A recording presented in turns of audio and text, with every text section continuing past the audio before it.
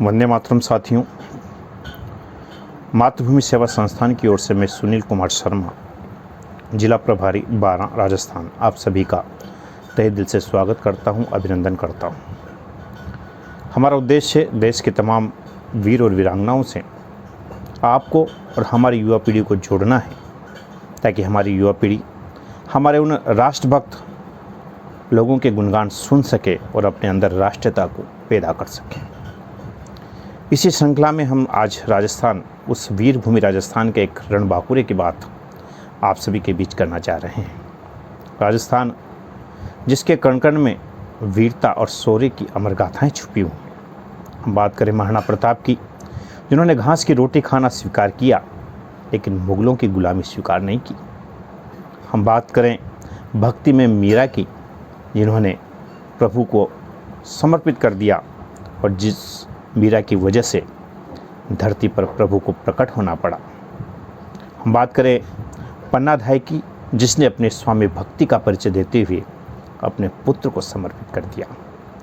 हम बात करें रानी पद्मावती की, जिसने जौहर करना स्वीकार किया लेकिन अपने आप को समर्पित करना स्वीकार नहीं किया। ऐसी अनेक गाथाएं हैं, वीर वीरांगनाओं के ऐसे अनेक जीवन चरित्र हैं, जिनको सुनने मात्र से हमारे रक्त में उबार आ जाता है, रक्त खौलने लगता है, बाजुएं फड़कने लगती है, क्योंकि राजस्थान का गौरवमय इतिहास है। अगर हम हिंदुस्तान के इतिहास की बात करें तो उस हिंदुस्तान के इतिहास में भी राजस्थान के इतिहास को हम अलग नहीं कर सकते। राजस्थान ने देश का नेतृत्व किया, राजस्थान ने देश को राष्ट्रीय आंदोलनों में, स्वतंत्रता आंदोलन में बढ़ चढ़कर वीर और वीरांगनाएं दी। आज हम ऐसे ही एक चरित्र से आपको मिलाने जा रहे हैं, जिसके जीवन गाथा से आपको जोड़ने जा रहे हैं, और वो व्यक्तित्व थे अर्जुन लाल सेठी। जी हाँ, मैं बात कर रहा हूँ अर्जुन लाल सेठी की, जिनका जन्म जयपुर में एक जैन परिवार में 9 सितंबर 1880 को हुआ। आपने अपनी प्रारंभिक शिक्षा जयपुर में ली, उसके पश्चात अग्रिम शिक्षा यानी बीए के लिए आप इलाहाबाद चले गए। 1902 में आपने इलाहाबाद से बीए किया और उसके पश्चात आप 1908 में आपने जयपुर में आकर के और एक राजधानी जयपुर में ही वर्धमान विद्यालय की आपने स्थापना की। उस स्थापना में जहां आपका एक धार्मिक भावना को लेकर के उसकी स्थापना की गई थी, लेकिन उसके पीछे एक आपकी क्रांतिकारी सोच थी। आपकी सोच ये थी कि वो आप संस्कारों के साथ वहाँ पर ऐसे क्रांतिकारी बालकों को तैयार करना चाहते थे जो देश के लिए समर्पित हो सके। आपने राष्ट्रीय आंदोलनों में भाग लिया और 12 दिसंबर 1912 को उस समय के गवर्नर जनरल लॉर्ड हॉर्डिंग्स के जुलूस के ऊपर जो बम से हमला हुआ, उस हमले के सूत्रधार आप थे। आपने ही आपके शिष्यों को तैयार किया, उन्हें आपने आगे बढ़ने के लिए प्रेरित किया और पूरी योजनाबद्ध तरीके से उस गवर्नर के जुलूस के ऊपर आपने बम वर्षा करवाई। साथ ही राजपूताना में जितने भी क्रांतिकारी आंदोलन हुए, देशभक्ति के आंदोलन हुए, उन सभी आंदोलनों के सूत्रधार आप थे। आप ही योजनाबद्ध तरीके से क्रांतिकारियों को आगे बढ़ने की शिक्षा देते थे। हम बात करें काकोरी का जो कांड हुआ, उसके जो मुख्य हमारा सरगना था, मुख्य हमारा देशभक्त था, जिसने उस योजना को अंजाम दिया, असफाउल्लाह खां। उस असफाउल्लाह खां को भी उस दौरान राजस्थान में आपने पनाह दी, उसे राजस्थान में ठहराया, उसकी देखभाल की। कई ऐसी चीज़ें हैं जो आपके क्रांतिकारियों की जीवन गाथाओं से आपकी जुड़ती हैं। इन तमाम गतिविधियों में आपकी लिप्तता को देखते हुए उस समय आपको गिरफ्तार कर लिया गया।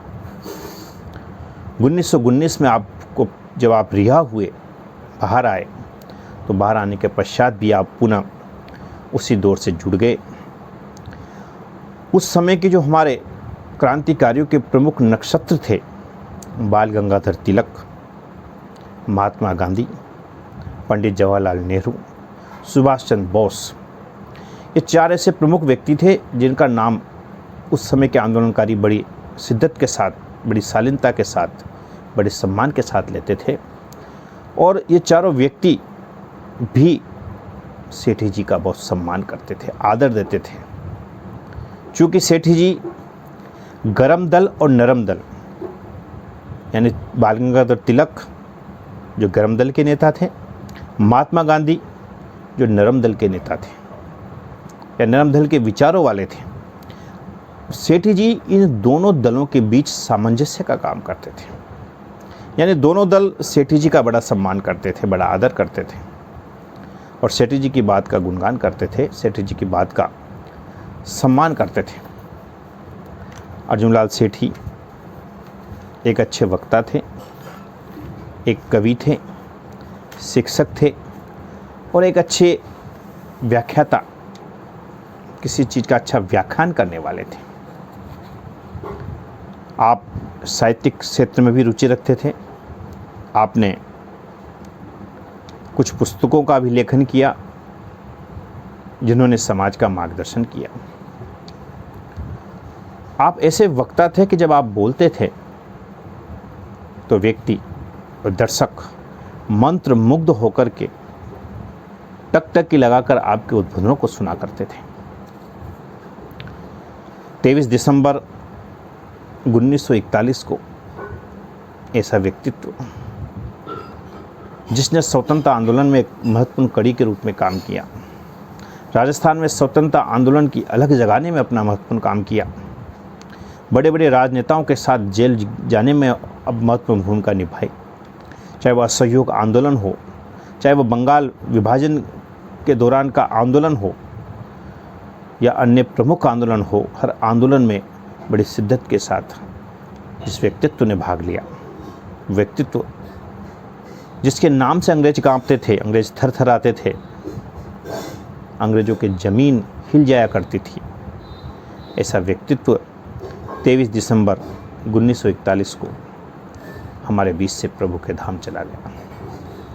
राजस्थान की धरती ऐसे नक्षत्र को बार बार सलाम करती है, नमन करती है, उनकी वीर गाथाओं को अपने मन में उतार कर तमाम युवाओं को, देशभक्तों को ये आग्रह करती है कि आज के इस दौर में हमें पुनः आवश्यकता है देश के प्रति समर्पित होने की, क्योंकि आज के इस दौर में कई आतताई शक्तियाँ, चाहे वो घर के अंदर हो, चाहे वो घर के बाहर हो, हर कोई का काम देश को तोड़ना हो रहा है। भाई से भाई लड़ रहा है, खून की नदियां बह रही हैं। चीन हो या पाकिस्तान भारत की खुशहाली को देखकर चिढ़ रहे हैं। ऐसे दौर में आवश्यकता है देशभक्त युवाओं को खड़े होने की, बाल गंगाधर तिलक बनने की, सुभाष चंद्र बोस बनने की, चंद्रशेखर आज़ाद बनने की, ताकि हम देश के प्रति अपने फ़र्ज को निभा सकें। क्योंकि ये माँ भारती जो हमें अन्न देती है, जल देती है, धरती देती है, मान देती है, सम्मान देती है, इसके प्रति कुछ फ़र्ज हमारा भी बनता है कि हम भी इसके प्रति समर्पित हों। अर्जुनलाल सेठी आज हमारे बीच नहीं हैं, लेकिन आज भी हम इतने वर्षों पश्चात उन्हें याद कर रहे हैं, क्योंकि उन्होंने कुछ ऐसा किया जो याद करने लायक है। तो हम भी कुछ ऐसा करें कि आने वाली पीढ़ियां हमें याद करें, हमारे काम से, हमारे बलिदान से, हमारे समर्पण से। इसलिए मातृभूमि सेवा संस्थान आपसे विनम्र निवेदन करता है कि आप अपने बच्चों के अंदर संस्कार दीजिए, बच्चों को देशभक्ति से जोड़िए, घरों में देशभक्ति के साहित्य रखिए, देशभक्तों की जीवन गाथाओं से हमारी युवा पीढ़ी को, बालकों को सिखाएं, बताएं, सुनाएं, ताकि उनके अंदर हमारे देश के उन रणबांकुरों के प्रति समर्पण की भाव पैदा हो, उनके गुण सीख कर वो भी देश प्रेम की अलग को जगा सकें और पुनः हम भारत माँ को उस मुकाम पर पहुँचा सकें।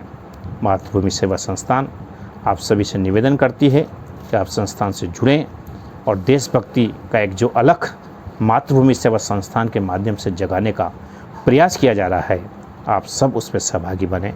पुनः आप सभी का बहुत बहुत अभिनंदन। धन्यवाद। भारत माता की जय।